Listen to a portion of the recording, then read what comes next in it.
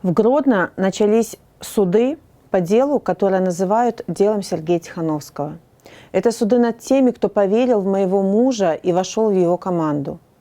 Оказалось, что этого достаточно, чтобы усадить на скамью подсудимых Дмитрия Фурманова, Владимира Книгу и Евгения Разниченко. Владимир – прекрасный отец и семьянин. Евгений работал в России, но в 2020-м вернулся на родину и присоединился к движению «Страна для жизни». Диму задержали и избили прямо на глазах его родителей. Я хорошо помню его маму, папу, его невесту, потому что еще летом приезжала к ним, когда они сидели с голодовкой под СИЗО Володарского. Они не виделись с сыном уже много месяцев, и сейчас могут увидеть его только за решеткой в зале суда.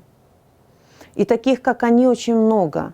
187 политзаключенных, больше 1000 уголовных дел, 32 тысячи задержанных. Да это же население целого города. Это целый Новогрудок или Горки, Осиповичи или Береза.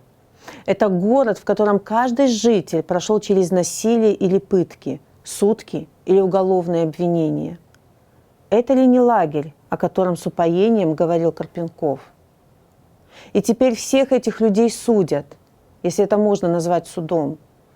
Судят 16-летнего Никиту Золотарева, ребенка, которого пытали и не пускали к отцу. Судят Дарью Полякову, мать-одиночку с 2 детьми. Судят волонтера Марфу Рабкову, журналистку Екатерину Борисевич. Судят врачей и учителей, пенсионеров и бизнесменов. Судят каждого, для кого придумали уголовное дело. У каждого из этих людей есть семьи и друзья, и я хочу обратиться к ним. Я прекрасно понимаю, что вы чувствуете. Я сама живу с этой болью и пустотой внутри уже 7 месяцев. От этой боли невозможно избавиться. Эту боль никто не сможет забрать или разделить с нами. Но эта боль не дает нам остановиться. Что бы я ни делала, я всегда помню, что за мной стоят все эти сотни и тысячи людей. И они ждут, когда мы заставим стены рухнуть и освободим их. Они ждут, потому что знают, что будут реабилитированы.